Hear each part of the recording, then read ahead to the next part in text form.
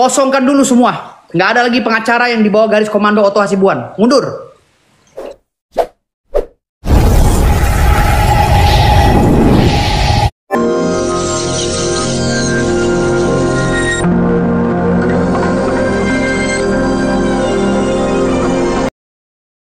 Bang Firdaus, mungkin ada yang mau ditambahkan narasinya, silakan Bang. Atau mau ditanggapi? Coba saya izin mau nanya ke Bang Firdaus, Bang Hos. Biar Bang Firdaus nih. Ya. Nanti yang jawab saya mau menanya aja, Bang. Izin Bang. Ya. Abang kan sebagai lawyer ya, saya sudah tahulah jejak perjalanan Abang ini. Sekarang bagaimana sih solusi kita, ini solusi Abang untuk menempuh kepersoalan ketujuh terpidana ini, Bang? Jadi kalau kita hanya menggali-gali, kita secara berargumen terus di komali, kalau kita tidak ketemu titik akhirnya kita juga sama aja capek-capek juga, Bang. Jadi bagaimana Bang ini supaya DPO ini benar itu ada, dan proses bagaimana cara memproses Rudiana ini, karena peranan yang punya laporan pertama itu kalau yang saya tahu itu Rudiana, Bang. Sampai ke persoalan ketujuh terpidana itu aja, Bang. Gimana solusinya nih, caranya untuk kedepannya, Bang? Buat keadilan itu biar ada gitu buat mereka. Jadi itu aja. Terima kasih banyak Bang Mawar Hitam. Saya coba jawab ya. Jadi sebenarnya sebelum saya ke jawaban ya dari pertanyaan Bang Mawar Hitam, saya jelaskan dulu. Waktu pertama kali PK ini diajukan, saya itu membantah di setiap komal. Bahkan saya sampai ngelaporin tuh namanya Putri apa itu, Putri Suci itu ke polisi bersama Erdilau dan rekannya. Saya laporin ke polisi gara-gara saya dimaki-maki karena berbeda pendapat dengan Farhad Abbas dan Otto Hasibuan. Dimaki-maki saya dengan kalimat kasar, bahkan nggak etis dimaki-makinya saya itu. Padahal saya bilang ini salah, bukan nyoal masalah kematian. Ini masalahnya kesalahan administrasi. Itu sudah dilakukan oleh Ibtu Rudiana. Oke lah, saya udah beberapa kali menjelaskan. Cara yang bagus saat ini ya, artinya di sini kita harus melepaskan dulu. Maaf sekali lagi, maaf punten, jangan tersinggung ya karena saya ditanya saya jawab. Kita harus melepaskan dulu keluarga para yang dibilang tersangka nih sekarang 7 terpidana dari pengacaranya yang sekarang. Lepaskan dulu, di-off-kan dulu semua. Dulu Bang. Baru benar pengacara yang lama. Kita ganti pengacara baru, semua wajah baru. Itu dulu. Karena kalau udah masih ada pengacara lama, nggak akan pernah masuk nih kita nih. Karena sekali lagi saya bilang tadi, saya mencurigai. Kan dari awal saya udah bilang, saya mencurigai. Karena saya ditanya, makanya saya jawab. Kosongkan dulu semua. Nggak ada lagi pengacara yang di bawah garis komando Otto Hasibuan. Mundur. Sekarang kami yang masuk. Ya. Karena ini urusan kemanusiaan. Ini urusan kemanusiaan, bukan urusan cari panggung atau hore-hore dan lain. Ini korbannya 7 orang loh. Ini perdagangan yang akan mencederai. Gua cium lo, Bang Firdaus, ya. Gua cium lo. Gua cium lo, gua demen. Siap. Ya, termasuk ente ntar gabung sama gue. Jadi semua kosongin dulu nih. Nggak ada unsur Otto Hasibuan, Farhad Abbas, kosongkan dulu. Ya, itu dulu. Karena kalau masih ada mereka, kami nggak akan pernah leluasa untuk melakukan tindakan pembelaan. Itu dulu nih.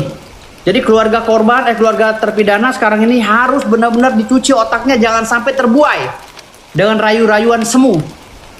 Istilah kasar begini, udahlah kalau udah kalah mundur, kita gantian. Ini bukan nyari kalah atau menang ya, tapi maksud gue ini karena ada rasa curiga gue tadi. Gue curiga nih, ada apa? Jangan-jangan karena ini sengaja mau dimasukin ke jurang nih, agar terkubur oleh Perma nomor 3 tahun 2023 bahwa PK itu nggak boleh diajukan 2 kali kecuali ada proses lainnya gitu. Ada syarat lainnya. Jadi itu dulu dikosongkan dulu semua, baru tim kita masuk. Itu dulu. Yang kedua, selain ngajukan PK, kita akan mengajukan abolisi ke Presiden. Nah, abolisi ini pintu masuk untuk memanggil semuanya. Memanggil Mahkamah Agung di DPR RI, memanggil Mahkamah Konstitusi, memanggil Polri, memanggil semua yang berkaitan dengan itu. Kejaksaan Agung. Lalu hasil evaluasi itu akan diajukan ke Pak Prabowo Pak Prabowo yang mengeluarkan analisa yuridis untuk mengeluarkan abolisi atau penyetopan atau penghapusan perkara itu dengan melaksanakan proses penyelidikan baru. Proses penyelidikan baru ini nggak mungkin secara normatif dilakukan, pasti ada tim khusus, tim 9 yang dibentuk oleh polisi. Itu baru benar. Cara Pak Prabowo yang mengeluarkan analisa yuridis untuk mengeluarkan abolisi atau penyetopan atau penghapusan perkara itu dengan melaksanakan proses penyelidikan baru. Proses penyelidikan baru ini nggak mungkin secara normatif dilakukan, pasti ada tim khusus, tim 9 yang dibentuk oleh polisi. Itu baru benar. Apa yang dikatakan oleh Bang KP3 tadi, Bang Ade, itu nggak bisa dilakukan tim pencari fakta itu apabila tidak ada rekomendasi dari DPR. Makanya itu ajukan abolisi. Itu cara kedua, di luar cara PK. Gitu. Jadi dua ini, kalau di PK kita menyoal hanya masalah kekhilafan Rudiana yang menangkap dalam hal ini 10 orang ditangkap tanpa proses penyelidikan yang formal. Jadi liar, tanpa surat sprint. Itu dulu disoalkan dan itu udah diakui oleh Ibtu Rudiana. Lantas surat tambahannya apa? Surat tambahannya yaitu pra-peradilannya Peggy Setiawan bergabung dengan tim kuasa hukum Peggy Setiawan.